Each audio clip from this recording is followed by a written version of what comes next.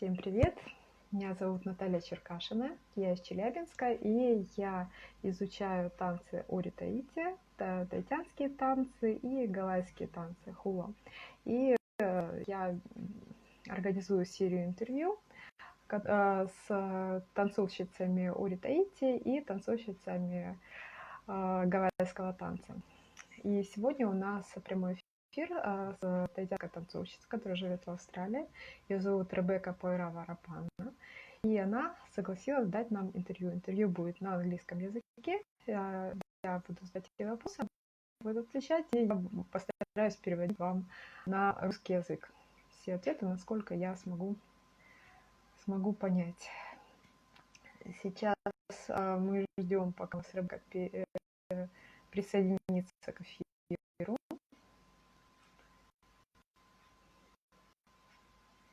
Так, одну минутку, я ее приглашаю.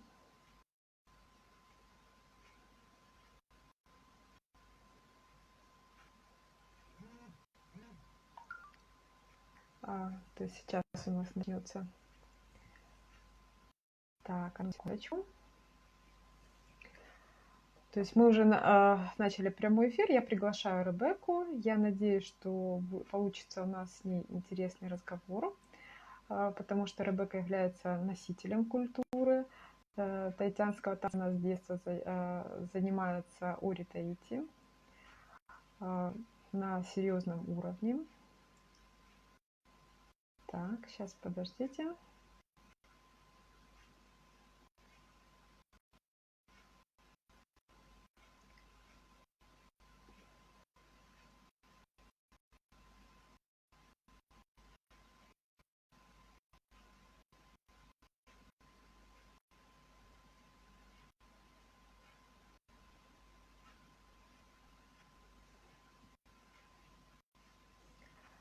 И очень интересно говорить именно с носителями культуры, потому что у нас не так много информации о таитянском танце. Hello, Rebecca.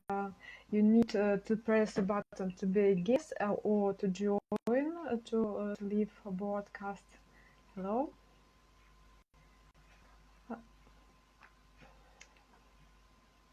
То есть очень интересно общаться с носителями культуры, потому что некоторые вопросы по таитянскому танцу, они не очевидны даже вот когда вы изучаете по видео. Их можно узнать только пообщавшись с носителями. Вот Ребекка у нас уже присоединилась к эфиру, она устанавливается соединение. Валентина, привет. Hello. Hey. Hello. How are you? Hello. Let me introduce to you Rebecca Poerava Rapana, an Tahiti dancer from Australia. And I'm so happy that you agreed to participate in an interview about Tahitian dances for Russian girls. Thanks for having me. A video from the interview will be posted on my YouTube channel. An active link is in my Instagram page. Okay, let's get started. Tell us a little about yourself and your dancing experience, and how many years have you started to study ori Tahiti, and what dance schools did you attend? All right, so hi everyone. I started dancing when I was 3 years old, when I was a little girl, and my mom was my first teacher, and she used to dance in very, very renowned Tahitian dance groups. Then when I turned 7 or 8 years old, I went to the Conservatoire Artistique de la Polynésie Française. It's in the city, and I danced there for 4 years. And I had Vanina, Mami Louise, and Pauline as my teachers there. Then after that, I went with Moyata Lublin, and she's also a very popular in Tahiti. Her and her husband Gabilu, a very famous singer, in Tahiti and New Caledonia. So I danced with them for, I think, 2 years or three years. Then after that, I went with Tumata Robinson dance school. And I think I was 15 years old. 15 years old. And I danced there for 2 years, I think. And after that, I started practicing with les grands ballets de Tahiti, with Teiki Villon and Lorenzo Schmidt. Little practice at the back, you know, because we were the young ones. We were the new ones. We're coming from Tumata Robinson dance school. And then I stopped for a little bit because I was at high school. It was my last year. So I stopped for a year, just focus on that. Then I went, I know, long journey. Then I went to Hawaii for school. And there I worked as a demonstration guide or a dancer at the Polynesian Cultural Center for a whole year, and I danced there too. And finally, I came back.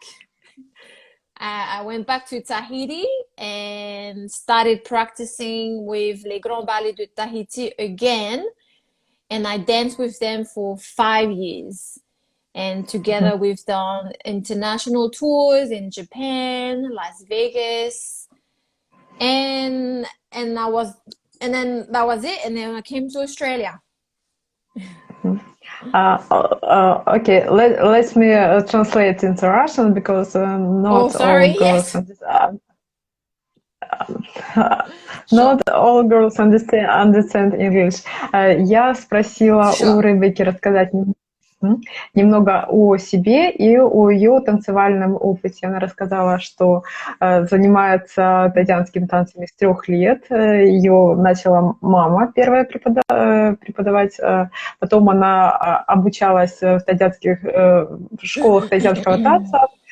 То есть вот если будете переслушивать интервью, там имена я не совсем, название не совсем запомнила. Это была консерватория национального танца на Таити. То есть она вот с 3 лет, потом до 7 лет, потом перешла в еще одну танцевальную школу, танцевала, потом поехала на Гавайи, танцевала в культурном центре полинезийском. То есть и вот сейчас она находится в Австралии. Okay, tell us about your experience at the Le Grand Ballet de Tahiti. Where are the performances and tours of this ballet? Did you dance in a group or solo? So my experience with Le Grand Ballet de Tahiti was probably the best. Was my best experience. And I danced with them in a group, but I will also do solos, sometimes trios. Yeah, and I will do all of it. And you were a choreographer or as a dancer? You worked in this grand ballet. I was a dancer, and for the tours, on the tours, we went to Japan and Las Vegas twice, and we danced at the Paris hotel, you know, with the Eiffel Tower, the big Paris hotel. Yes, so we danced there. Так, я спросила у Ребекки рассказать поподробнее о ее опыте работы в Гранд-балет в Таити, где проходили выступления, где проходили гастроли этого балета, и танцевала ли она в группе или сольно. И она рассказала, что танцевала и в группе, и сольно, также танцевала в трио, и у них были туры в Лас-Вегас, были туры в Японии. Вот вот они выступали с этим балетом. Okay, tell us about your dancing experience at Polynesian Cultural Center in Hawaii. Yeah, this was really good too. We work with tourists, and so when they come to Hawaii and come to the Polynesian Cultural Center, we help them, learn about the different islands of the Pacific. So I was working in the Tahiti village, Easy, and so there I was. So yes, I was dancing there, and they would put me on stage to do solos always. Always solo. Yeah. That was great. Okay. Я спросила у Ребекки рассказать подробнее о ее опыте работы в Полинезийском культурном центре на Гавайи. И она рассказала, что есть такой Полинезийский культурный центр, который показывает туристам различные острова Полинезии. То есть он находится на Гавайях, и Ребекка именно танцевала в Tahiti-Village, в деревне Tahiti. Это были такие шоу ознакомительные для туристов, чтобы познакомить с культурой. Okay, tell me, are all girls in Polynesia learning to dance national dances? Is there a difference in dancing in healthy class or in the competition groups? And what is the difference in training? Well, the difference, I think, when we train to compete, there's definitely more stress because, there's a purpose, there's a goal. But the training, I think, is the same, whether it is for a performance, a casual performance, or for work, like dancing at the hotel, or even for an event like a wedding. I think the training is the same because it's just, dancing. Whether whether it is for competition or not, you still want to give your all, but definitely more stress when it's about competing. Yeah, more stress because you don't want to disappoint our leader, and we definitely want to win too, right? But everybody can, every girl in Polynesia can dance, or somebody don't learn to dance or Tahiti. Yes. If are the Tahitians learning how to dance? Is that your question? Yeah. I ask, are all girls in Polynesia learning to dance national dances or not? Not really. Not really. In Tahiti they only mostly just learn Tahitian dance because it's we're from here, it's there, it's easy. You have dance schools everywhere.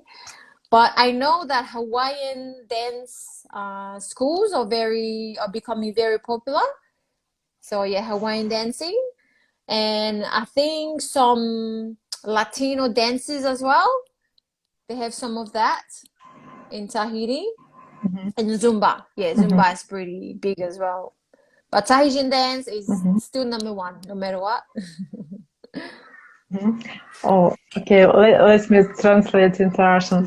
Я спросила у Ребекки, все ли девушки на Таити танцуют национальные танцы, и есть ли различия в подготовке танцевания, в хобби-классе и танцевания в соревновательных группах, в конкурсных группах, и в чем состоит разница в обучении. Она сказала, что в основном-то все танцуют, Ори Таити самое широкое распространение, то есть очень много танцевальных школ, но также и есть и гавайские школы танца, и танцы зумба. Что касается подготовки, то обучение, в принципе, одинаково, то есть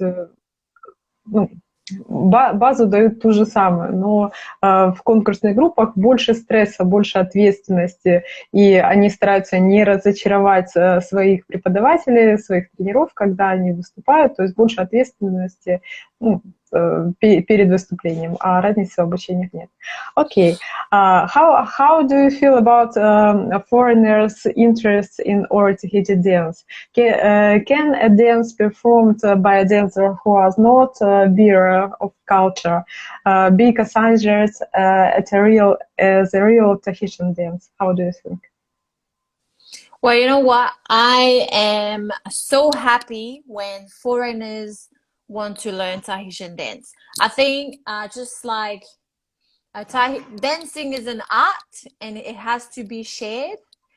And when we share it and when others really embrace it, that means we have done our job, you know. And I love it when foreigners learn it and dance it and love it as much as we do. And I really think that if they put their heart and mind and soul into dancing, whether they're Tahitians or not, for me, it's still a Tahitian dance performance. Yes, and I thumbs up to that. Honestly, a good job. I'm sure they're doing a good job. Okay, thank you. Yes. Я спросила, как относится Ребекка к интересу иностранцев к таитянским танцам, и как она, по ее мнению, может ли танец в исполнении иностранных танцовщиц, которые не являются носителями культуры, считаться настоящим таитянским танцем. Она сказала, что она очень счастлива, когда видит, что иностранцы обучаются таитянским танцам, и когда она сказала, что когда вы вкладываете в танец сердце, усилия, то есть когда вы много работаете, то независимо от того, являетесь вы иностранцем или носителем культуры, это может считаться таитянским танцем. Okay, tell us about traditional rhythms in Otea. How many rhythms, such rhythms exist, and what are the most common rhythms called? Advise any sites or books where we can read about it. Ooh, okay. So, rhythms and beats, there are so many, but the most common would be the toma. Toma is when you either start or you finish. So that's a toma. There's also a famous one is takuto. Takuto is usually you put it at the end and to give a little boost. And a good finish as well. There's pahe, there's paea, there's, oh my gosh, there's so many. But I do not have books, but I know that on Spotify or even on YouTube you can find all these rhythms and beats. You only need to type the right names. But if you type down OTA beats or drums, I'm sure you'll find them. Then, yeah. Окей, thank you. Я попросила Ребекку рассказать о традиционных ритмах для стиля ОТА. И спросила, сколько ритмов существует, какие существуют традиционные ритмы, самые распространенные. И попросила посоветовать какие-либо сайты или книги, где можно было бы почитать информацию о ритмах. Она сказала, что вот книг как таковых она не знает, какие вот, ну, то есть книг об этом она нет у нее информации по книгам. Но если в Ютубе, говорит, много информации, то есть если мы введем в Ютубе ОТ-ритм или ОТ-бит, то есть есть информация. Самый распространенный ритм — это тома, которые играют в начале композиции, бывают в конце композиции. And I forgot it at the end of composition, what is the name of rhythm. Toma is in the beginning and at the end. I forgot it. Both. It can be both. Yeah. No, I forgot the name of the second rhythm. The takuto. Takuto. И, значит, ритм тома может быть в начале и в конце композиции, и ритм такото уже в конце композиции идет, то есть когда у нас уже ускорение и близится к концу композиции играется этот ритм. Но говорит, что на Ютубе много информации по ритму. Okay, tell us about Tahitian traditional musical instruments. What are they called, and what are they made of? Ooh, okay. So mostly they're made of natural, material, wood, and all that. So we've got, what is it? Oh yeah, instruments. So we've got the to'ere for the otea. To'ere, those wooden, logs. And to'ere. Yeah, to'ere. That's it. And then, so men or musician will use them with the stick, and we just, beat it with the stick, and it will just bring out beautiful sound, beautiful music. And I think the halawa, or depends on the, the length and how big it is, you have different sound. Then there's the fakite, there's these little drums. Smaller with two sticks, sort of like drums, and that too brings a very like upbeat music. There's the pahu, there's the big drum as well. These are the main ones. And then for aparima, the slow dance, then it's usually ukulele, guitar, or they even have the flute, the vivo. It's called the vivo. So they use it they blow with the nose. And it's beautiful too. Or shells, those big shells, and that's nice as well. And what else is there? And then if you want to be even more extravagant, sometimes they use shells or bamboo. And you see that at the Heiva competition. You see all of that there. It's beautiful. Bamboo sticks. What do you mean? Bamboo sticks in a dance? Yeah. Can you use? No. In as an instrument. So they will lay down all the bamboos and then use their sticks and just tap on them, and it will make a nice, very good, cool sound. But not often. That's not really a main one. The main one will be the pahu, fa'akte, to'ere, and the big, pahu. Okay, let me translate. Because значит, я попросила у Ребекки рассказать о традиционных музыкальных инструментах, которые используются для танца ори Таити.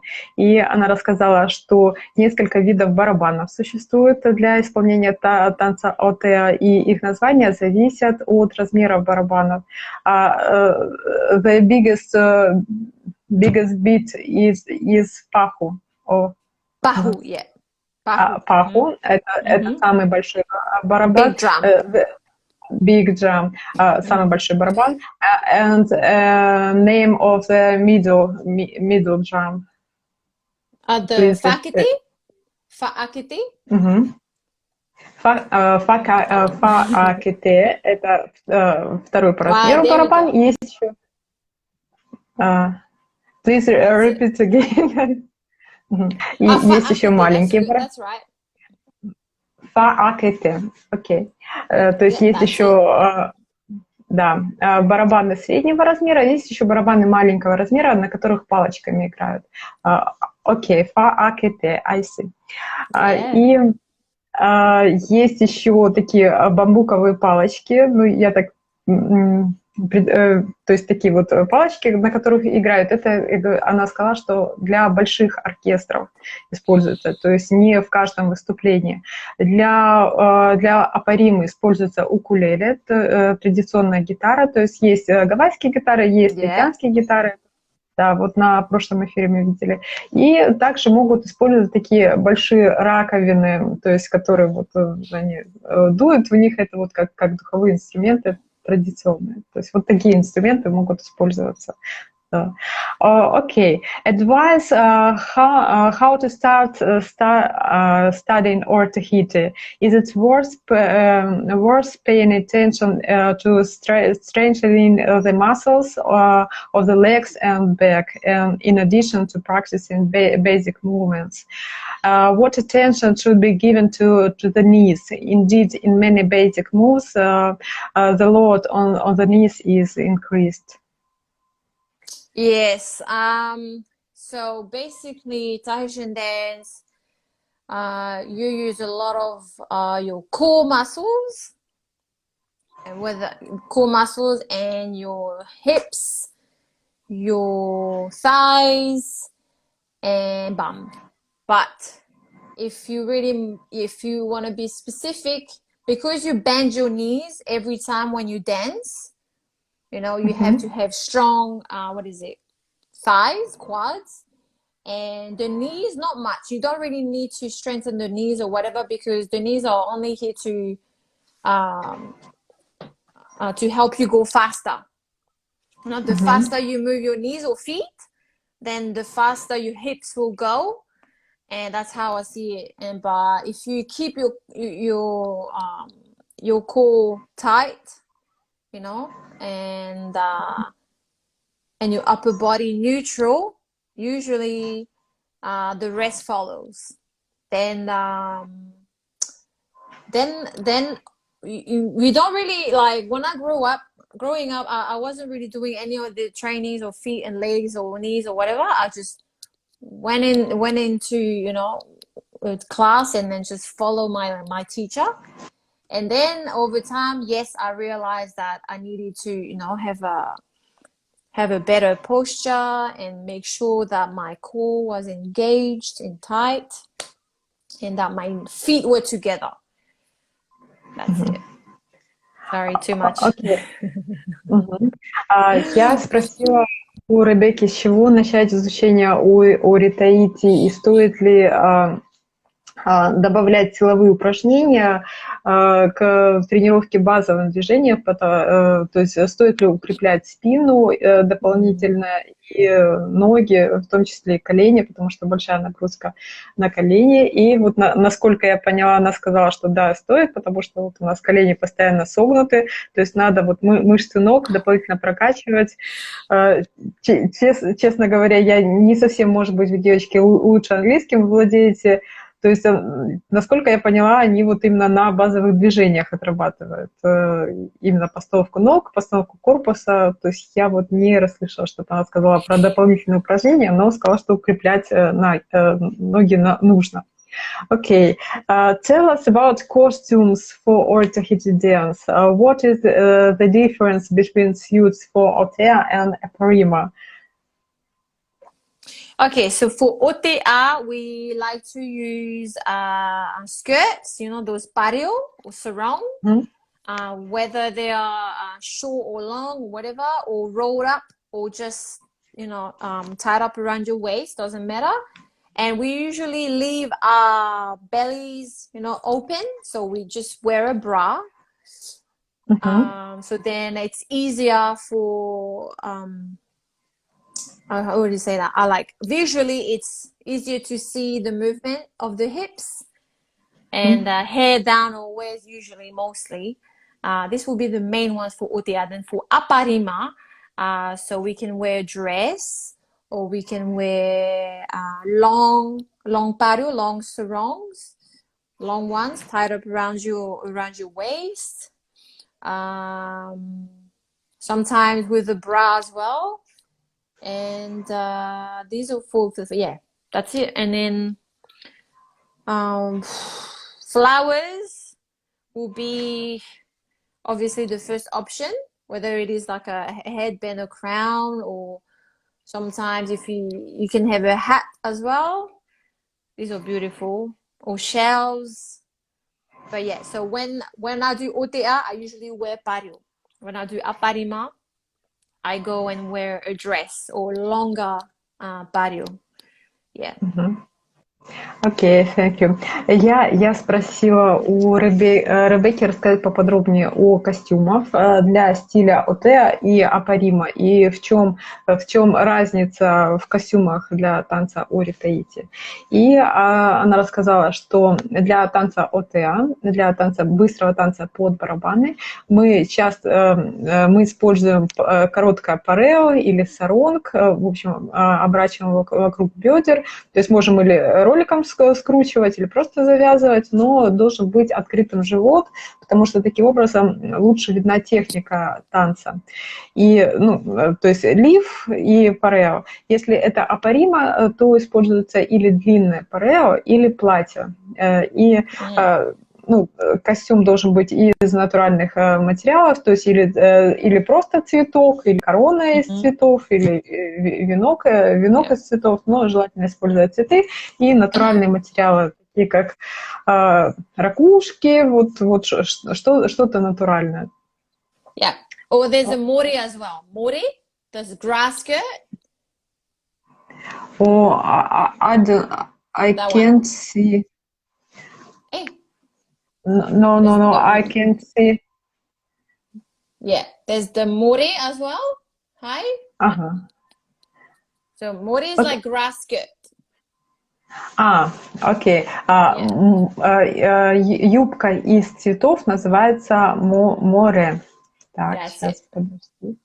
То есть это вот такие традиционные костюмы. Okay.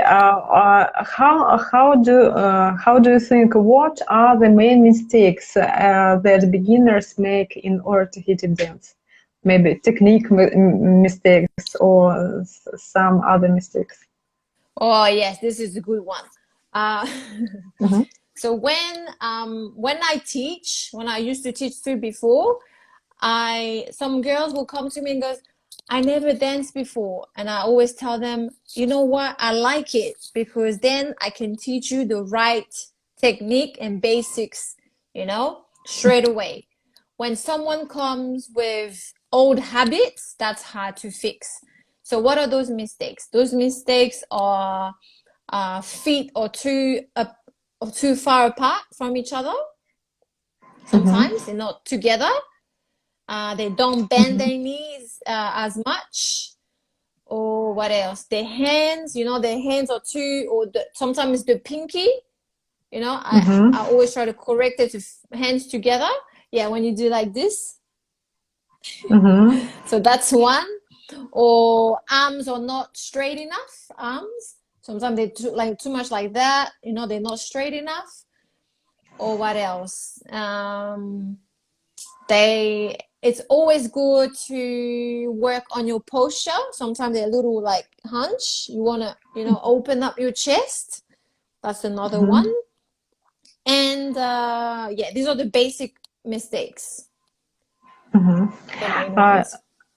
Окей, thank you. Я спросила у Ребекки, какие основные ошибки в технике допускают начинающие, то есть с чем она сталкивается. Она говорит, что часто очень ошибки в постановке корпуса, что ноги бывают расставлены слишком широко, то есть надо ближе держать ноги. Бывают колени, или они не согнуты, или недостаточно согнуты. Бывает ошибка техническая, что палец оттопыривается, то есть надо держать палец, вместе за этим следить. Бывает сутулость какая-то, то есть горбится танцовщица. Бывает, руки недостаточно распрямлены, то есть падают локти или руки криво. То есть такие основные ошибки.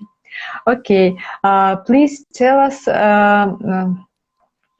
if the style performing of or Tahiti on different islands of Polynesia, such as Cook Islands or Easter Islands, differs from Tahitian dance, and what are the differences?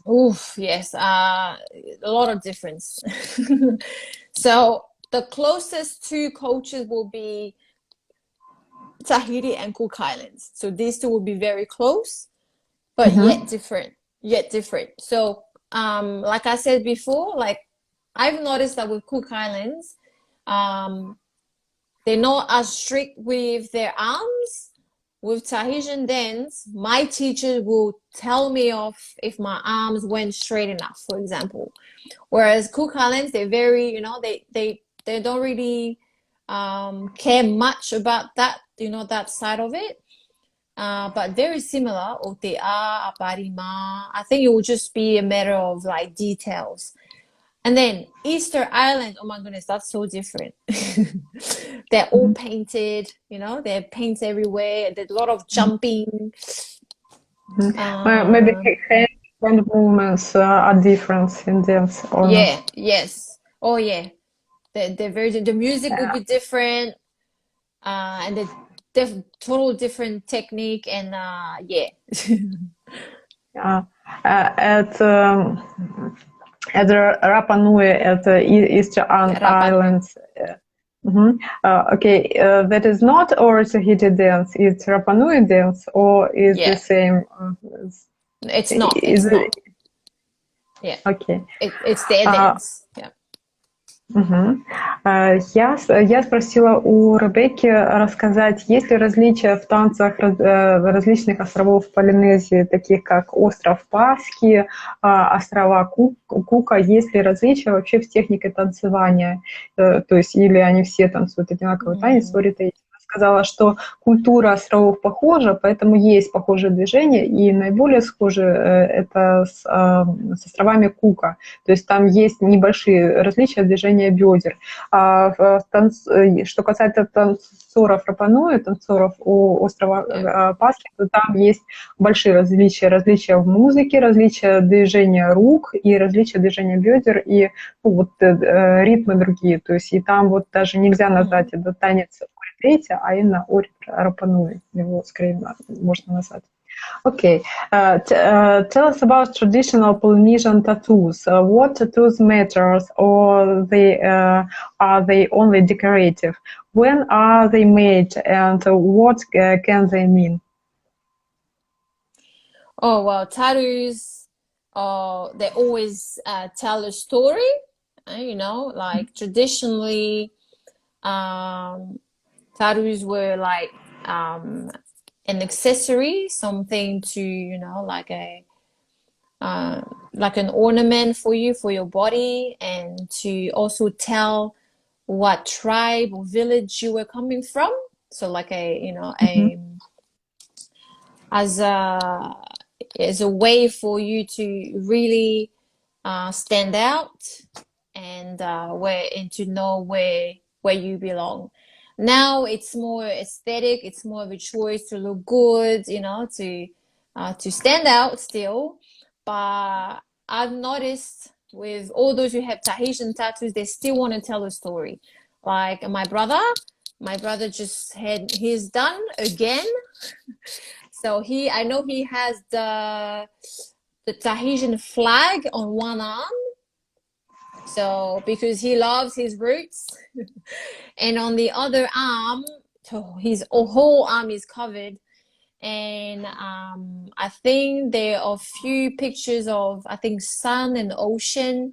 That's because he loves the outdoors. That's because he loves the va'a, you know, the rowing canoe. Yeah, he loves that. Okay. Yeah, that's it. Yeah. Окей, thank you. Я спросила у Ребекки рассказать немного о традиционных татуировках полинезийских. То есть всегда ли они означают что-то, имеют особое значение, или они чисто декоративный характер носят, и в каких случаях их наносят, эти татуировки. Она сказала, что татуировки они означают историю, то есть и они могут показывать, из какой местности вы прибыли, то есть именно принадлежность к определенным островам показывают, и по татуировках могут жители идентифицировать, где вы живете. То есть, и говорит, сейчас вот, современные татуировки некоторые носят чисто декоративный характер, то есть вот такое, чтобы показать принадлежность, чтобы просто вот к этой культуре. Но раньше вот они именно рассказывали историю, в особых случаях делались. Она рассказала, что у ее брата есть татуировка, и на одной руке у него флаг Полинезии, на другой руке у него там изображено море, волны, потом каноэ, ну, вот что-то, то, что он любит. Okay, tell us about your dance school in Australia. Yeah. So Mhm. this is my second time opening my dance school. So the first time I started and then I got pregnant and I got really sick, so I stopped. I had to stop. Then I started again in during isolation with Zoom classes, and very good experience. A lot of girls really enjoyed it. And in 3 weeks, I'm starting the face-to-face classes, not too far from here. So I'm so excited about it. It's so I live on the Gold Coast in Australia, and most of the girls who are interested live about 30 to 40 minutes away from here. So that would be a challenge, but I guess if if they really want to do it, they will travel to me. So yeah, so far so good. I love it.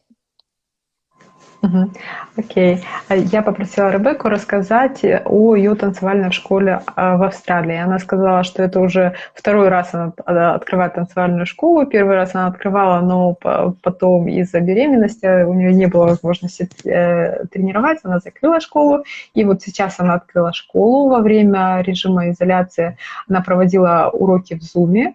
И вот сейчас они вот постепенно выходят из изоляции и уже начинают заниматься face-to-face, да, вот офлайн начинают заниматься. Она сказала, что ей очень нравится обучать, что некоторые девушки живут очень далеко, даже вот 40 минут езды от нее. Но говорит о том, что если очень человеку хочется заниматься, то он потратит время и приедет. И ей очень нравится заниматься, именно практиковать таитянские танцы, обучать таитянским танцам. Okay, you have conducted several free online Zoom classes. Were you surprised when participants from Russia joined to you? I was. Yes. I was. I was very surprised, but happily surprised. I was so happy. It's like, wow. Then again, there was another evidence and proof that Tahitian dance is everywhere. Окей, я спросила, and tell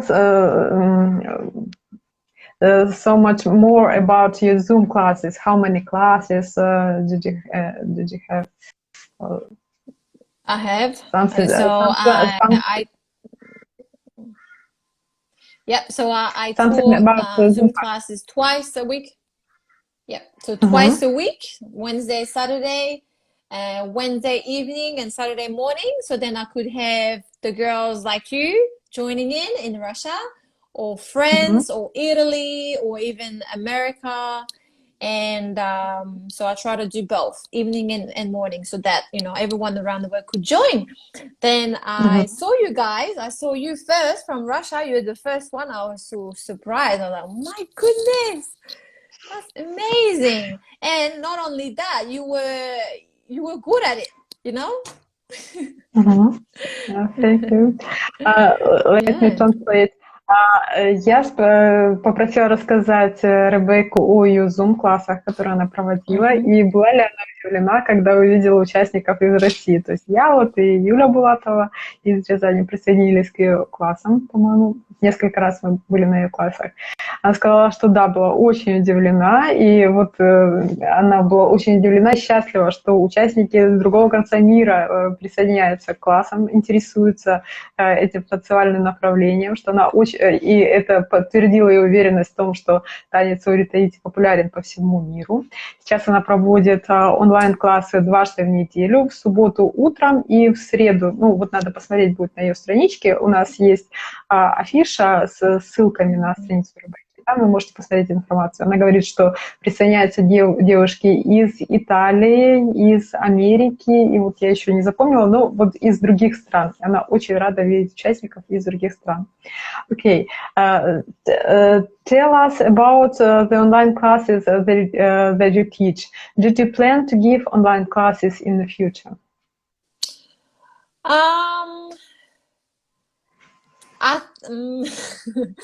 Maybe. If not online live classes, I'll probably do short videos and share these for everyone to follow and learn from me. And yes, but I think I'm going to continue on my online classes for a little bit more. And then I will see how it goes. Yeah, I think my new focus will be my face-to-face classes, but I will not stop online classes for now. Окей. Я попросила рассказать Ребекку о ее онлайн-классах, и планирует ли она продолжать заниматься этим направлением. Сказала, что все может быть, если будут люди, которые будут проявлять желание заниматься, то она продолжит. Конечно, ей больше нравится заниматься лицом к лицу, да, вот живьем заниматься, но она продолжит и проект. Okay, why do you think our Tahiti dance is so popular all over the world? What attracts dancers from different countries to meet? How do you think? That's a good question. I think what is it so popular? I think is because it really helps the woman, the girl. I'm talking about girls dancing Tahitian dance.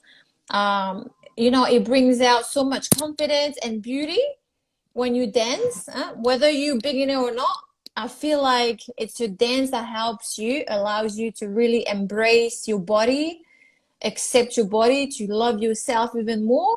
But then when you get the technique and the basics and all that properly, then you feel even more confident and more happy about yourself. And probably the culture too is attracting them. The culture and that it's not just a dance, it comes with its own story and culture, and I think that's why it attracts a lot of girls, I think. And it's sexy. And it's sexy dance too, yeah. Yes. Я спросила у Ребекки, как она считает, почему танец Ори Таити так популярен по всему миру, и что, по ее мнению, привлекает танцоров из других стран, что нас побуждает заниматься изучением этой техники.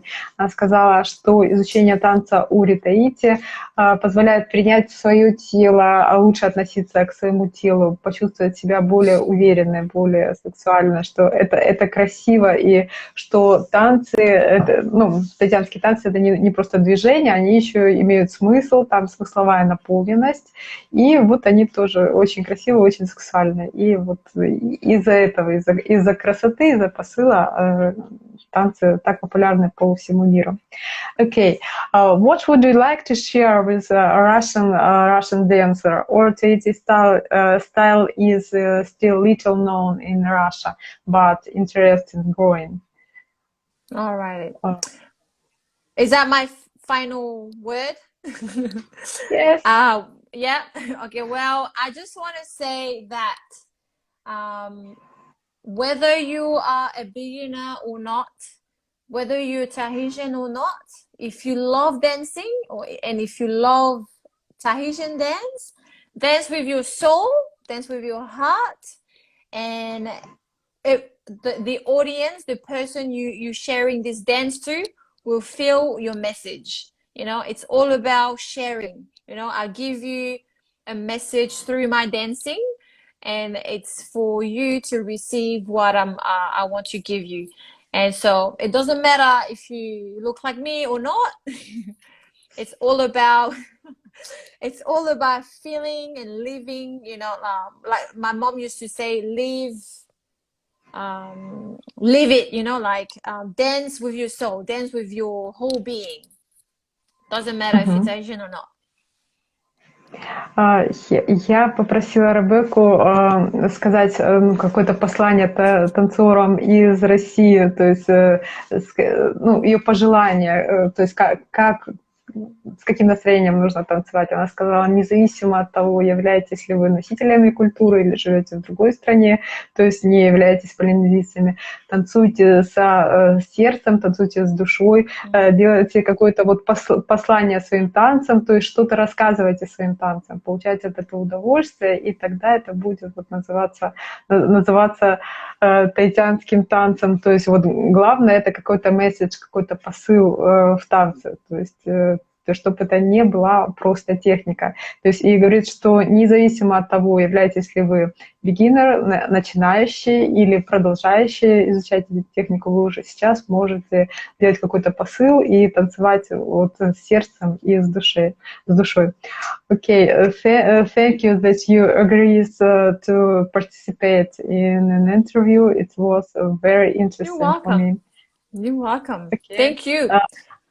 Thank you. And thank bye-bye. you. They were good questions. Yeah, they're very good questions. Thank you. And Bye-bye. thank you for loving our culture. Thank you for loving our culture and for giving it the respect, you know, that it needs. So thank you for that. And good luck with your dancing as well. And all the best. Thank you. Thank you. It's very, very important for us, and we're trying to learn or Tahiti. It's very interesting technique. That's beautiful. Thank you, and bye bye. Bye bye. Bye bye.